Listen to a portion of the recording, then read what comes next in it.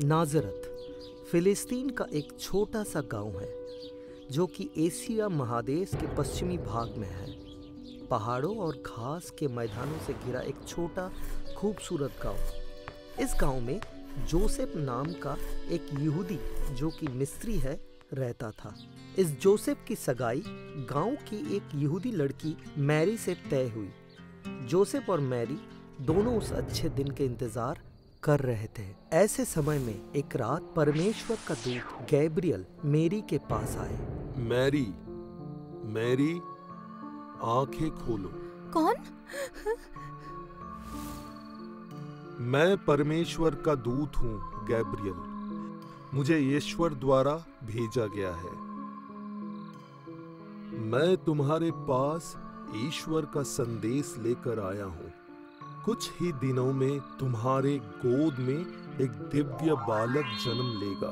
तुम उसका नाम यीशु रखोगी। यीशु है संसार में जितने भी पीड़ित लोग हैं उसका उद्धार करेगा। लेकिन अभी तो मेरी शादी नहीं हुई। जो तुम्हारे गोद में जन्म लेगा वो भी ईश्वर का संतान है। उसका चिंता मत करो। तुम जोसेफ से शादी करो, कल्याण हो। इस घटना के कुछ महीने पहले की बात। नाज़रत के निकट एक गांव में मैरी के बहन एलिजाबेथ अपने पति जाकारिया के साथ रहते थी। क्योंकि उनके कोई संतान नहीं थे, इसलिए वे संतान प्राप्ति के आशा में दिन रात भगवान से प्रार्थना करते थे। एक दिन प्रार्थना के दौरान एक दिव्य संदेश आया। एलिजाबेथ और जाकारिया, तुम्हारे यहाँ शीघ्र ही एक लड़का पैदा होगा। वो परमेश्वर का पुत्र का अग्रदूत होगा। आप अपने बेटे का नाम जॉन रखना। जॉन के जन्म के कुछ समय बाद ही परमेश्वर का पुत्र मैरी के गर्भ से जन्म लेगा, जो पीड़ित लोगों को मोक्ष का मार्ग दिखाएगा और उद्धार करेगा। इसके बाद सही वक्त पर एलिजाबेथ और जाकारिया के गोद पे जन्म लिया जॉन। इस बीच जब जोसेफ को पता चला कि मेरी माँ बनने वाली है तो उसने उसे छोड़ने का फैसला किया। तब देवदूत गैब्रियल आकर जोसेफ को कहा, मैं देवदूत गैब्रियल हूँ। मैं आपके पास ईश्वर का संदेश लेकर आया हूँ। तुम मैरी को मत छोड़ो। परमेश्वर ने पवित्र मैरी को अपने संतान के रूप में चुना है। तुम मैरी से शादी करो, उसे मत छोड़ो। फिर जोसेफ और मैरी ने विवाह कर लिया और परमेश्वर के पुत्र के आगमन के प्रतीक्षा करने लगे। सुनो सुनो सुनो, रोम साम्राज्य का महान राजा ऑगस्टस सीजर ने जनगणना के लिए सबको बुलाया है। साम्राज्य का प्रत्येक प्रजा को अपने अपने जन्म स्थान पर जाकर के अपना नाम लिखाना पड़ेगा। जल्दी से जाकर अपने जन्म स्थान पर अपना अपना नाम लिखाइए। चलिए, जाइए जाइए। मैरी और जोसेफ जनगणना के लिए निर्धारित समय से पहले यहूदी प्रांत के बेथलेहम पहुंच गए। शहर के सारे कमरे भरे हुए थे, इसीलिए जोसेफ को मैरी के साथ रहने के लिए कमरा नहीं मिला। अब क्या होगा जोसेफ? हम रहेंगे कहाँ? कोई कमरा अब खाली नहीं है। देखो, वहां एक अस्तबल है। चलो उस अस्तबल में चले और सहारा ले।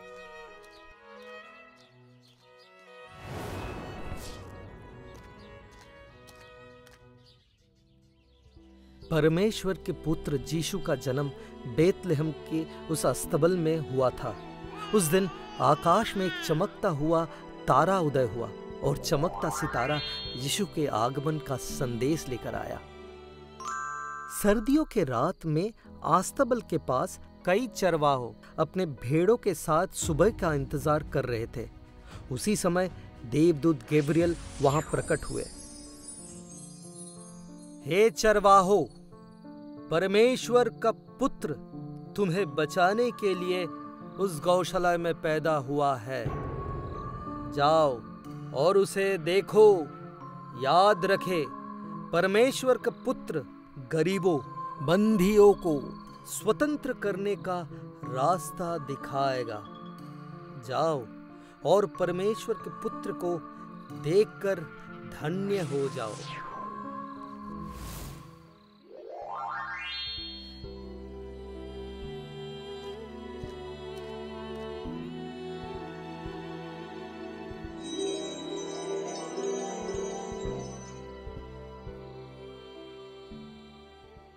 रोमन सम्राट अगस्तस सीजर के अधीन फिलिस्तीन पर अत्याचारी यहूदी शासक हेरोद का शासन था। एक शाम हेरोद ने 3 लोगों को फिलिस्तीन की राजधानी जेरूसलम के राजमार्ग से बेथलेहम की ओर जाते देखा। प्रहरी, प्रहरी! आज्ञा दीजिए महाराज हेरोद। राजपथ से ऊंट के पीठ पर वो कौन जा रहे हैं? पता नहीं, लेकिन लग रहा है वो कोई ज्ञानी पंडित होगा। तुम उन पंडित लोगों के पास जाओ, जाकर उनको कहो कि राजा हेरोद उनसे मिलना चाहते हैं।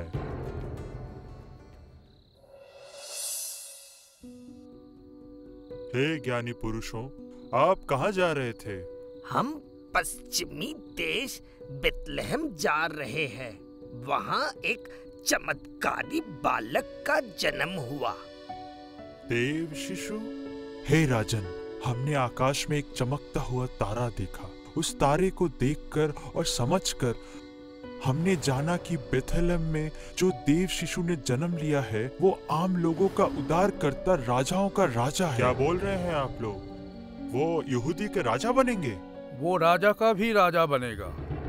ये शिशु अगर राजा बन गया तो मेरे राज्य का क्या होगा? नहीं नहीं नहीं, मुझे उस बच्चे को मारना ही होगा, अन्यथा मैं अपने रक्षा नहीं कर पाऊंगा। इन ज्ञानी लोगों से ही उस शिशु का पता लगाना होगा। राजा हेरोद, तो फिर हम चलते हैं?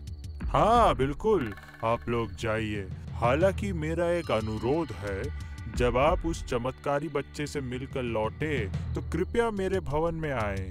कृपया मुझे बताएं कि वो बालक कहाँ है, समझे? क्यों राजा हेरोद? मैं भी उस दिव्य बालक को देखना चाहता हूँ। मैं उन्हें प्रणाम करना चाहता हूँ। जो आज्ञा राजा हेरोद, हम लोग उस बालक का संवाद आपको देकर जाएंगे। अब हम लोग चलते हैं।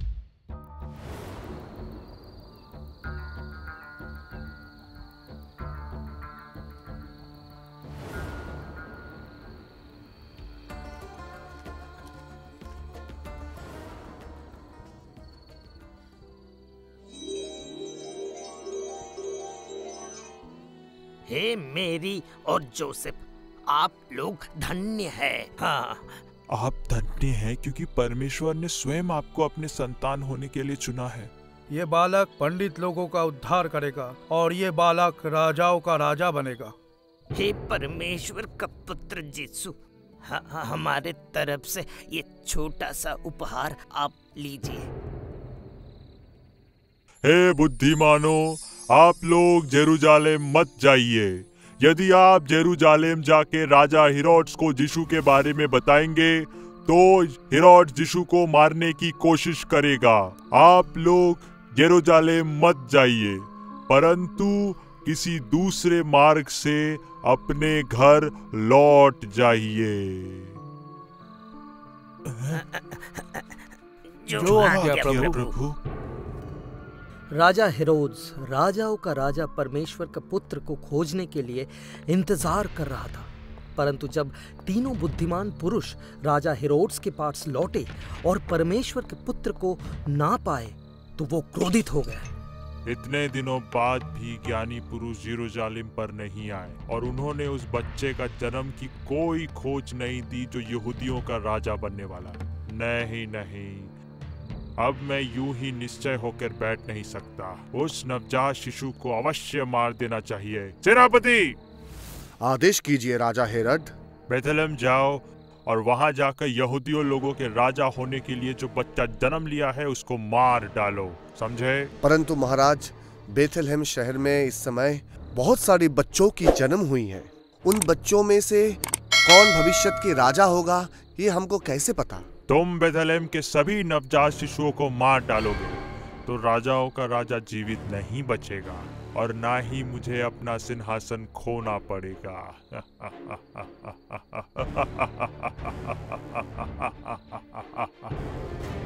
राजा हेरोद्स के आदेश पर सेनापति अपने सैनिकों के साथ बेथलेहम शहर में घुस गया। उन्होंने निर्दोष बच्चों को एक एक करके मारना शुरू किया। बेथलेहम के आकाश बच्चे और महिलाओं के रोने के आवाज से भारी हो गए। इस स्थिति में मरियम और जोसेफ यीशु के जान बचाने के लिए मिस्र चले गए। जब यीशु बड़ा हुआ तो उसने जोसेफ के साथ लकड़ी का काम करना चालू कर दिया। जैसे जैसे यीशु बड़े होते गए, उनके हृदय गरीब और पीड़ित लोगों के लिए रोने लगा। वो असहाय लोगों को बचाने के रास्ता खोज रहा था और एक दिन उसके मुलाकात एलिजाबेथ के बेटे जॉन से हुआ। क्या हुआ? जल्दी चलिए, नया धर्मगुरु जोहान से मिलना पड़ेगा। हाँ हाँ, चलिए चलिए, धर्मगुरु से मुक्ति का उपाय सुनना पड़ेगा। यही क्या वो धर्म शिक्षक जॉन है? इन्हीं के बारे में मैंने सुना था, जो लोगों को मुक्ति का मार्ग दिखाते हैं। मैं उनसे अवश्य मिलूंगा।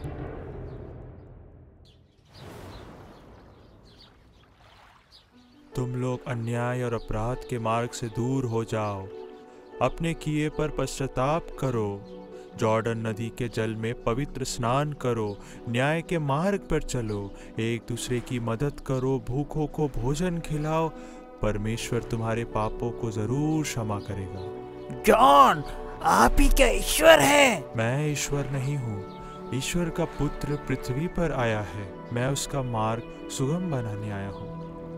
परमेश्वर का पुत्र सबको मुक्ति मार्ग दिखाएगा, सबको बचाएगा। तुम लोग न्याय के मार्ग पर चलो, एक दूसरे की मदद करो, भूखों को भोजन खिलाओ, अन्याय के मार्ग से दूर हो जाओ, अपने किए पर पश्चाताप करो। परमेश्वर का पुत्र आ रहा है, वो महान है, वो सबको रास्ता दिखाएगा। तुम मेरे प्रिय पुत्र हो, मैं तुमसे बहुत प्रसन्न हूँ। वो काम करना शुरू करो जिसके लिए तुम्हारा जन्म हुआ है। जोहान से दीक्षा लेने के बाद आध्यात्मिक चेतना से प्रेरित होकर यीशु जुडिया के रेगिस्तान पे चले गए। वहां वे एक छोटे से पहाड़ पर चढ़ गए और 40 दिन तक ध्यान में लगे रहे। यीशु ने परमेश्वर के खोज जारी रखे तथा सूक्ष्म रेगिस्तान के चिलचिलाती गर्मी, धूप के तूफानों और रात की ठंडी हवा को सहन किया। यीशु ने लगातार 40 दिनों तक विभिन्न कष्टों को सहन करके अपना साधना पूरा किया।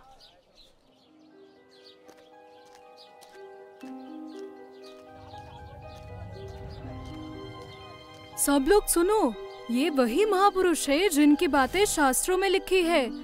धार्मिक गुरु जॉन ने ये कहा, सभी लोग उसका अनुसरण करें।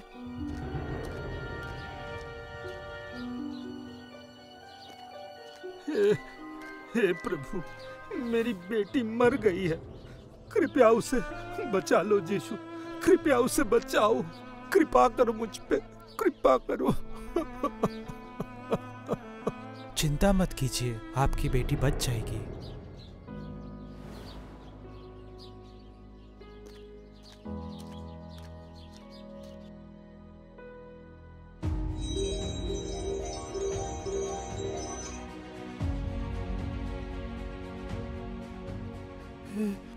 मेरी बेटी जीवित है, मेरी बेटी जीवित है। भगवान, आप बहुत दयालु है। यीशु, आप दयालु है। बहुत बहुत धन्यवाद, आपने मेरे बेटी को बचा लिया। आपको बहुत बहुत धन्यवाद प्रभु, आपने मेरे बेटी को बचा लिया प्रभु। मेरे पिता पर आप सब भरोसा रखें, वो सबका भला करेगा। गलत काम आप मत करो, भगवान पर भरोसा रखो। प्रभु, मेरे प्रणाम ग्रहण कीजिए।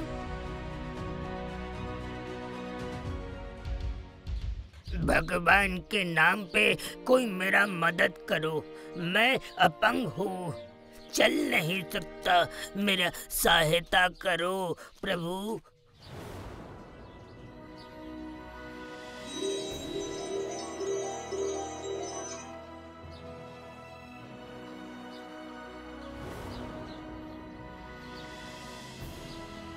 मैं ठीक हो गया हूँ। मैं पूरी तरीके से ठीक हो गया हूँ। प्रभु यीशु ने मुझे नया जीवन दिया है। धन्यवाद प्रभु यीशु। परमेश्वर के पुत्र यीशु ने एक साधारण व्यक्ति का समान जीवन जिया, इसीलिए वह आसानी से साधारण लोगों के साथ घुल मिल गया और परमेश्वर के वचन का प्रचार किया। इसके साथ ही उन्होंने गरीब, अपंग और बीमार लोगों को भी ठीक करना शुरू कर दिया। इस तरह आम लोगों के बीच यीशु के लोकप्रियता दिन ब दिन बढ़ते गए। प्राचीन यहूदी धर्म के पुजारी यीशु के इस लोकप्रियता को आसानी से स्वीकार नहीं कर सके। वे यीशु को मार डालने की योजना बनाने लगे। यीशु स्वयं इस योजना के बारे में जानते थे।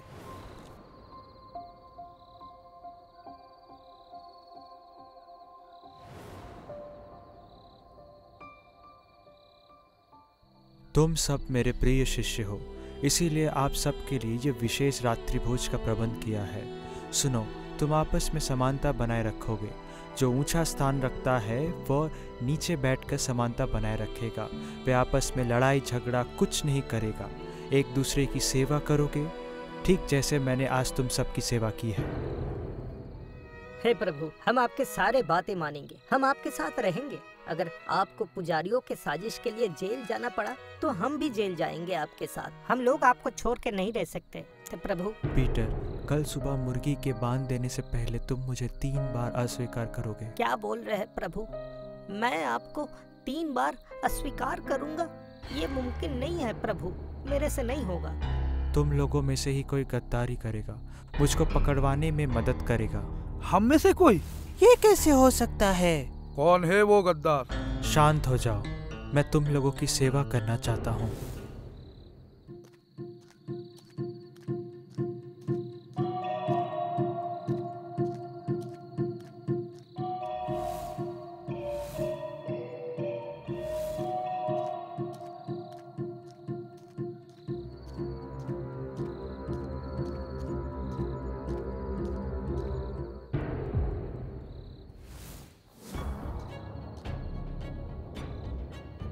मुझे पता था तुम ही मुझे पकड़वा दोगे।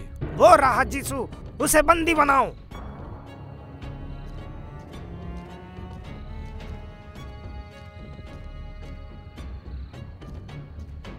ए, तुम यीशु के साथ थे ना? कौन यीशु? मैं पहचानता नहीं, मैं तो उसे पहचानता ही नहीं। तुम यीशु के साथ ही थे, मैंने देखा है। मैं यीशु को नहीं पहचानता। ये कैसे संभव हुआ? मैं निश्चित हूँ तुम यीशु के साथ ही थे। लेकिन मैं यीशु को नहीं पहचानता।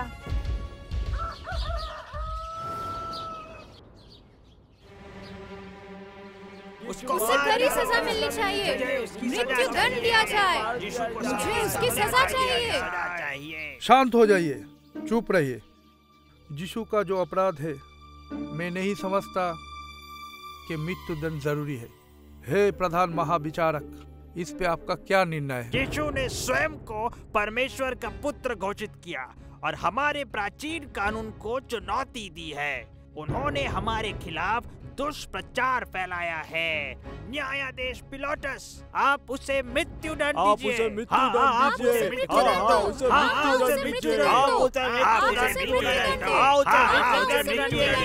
अगर आप लोग सब चाहते हो तो यीशु को मृत्यु दंड दिया जाएगा।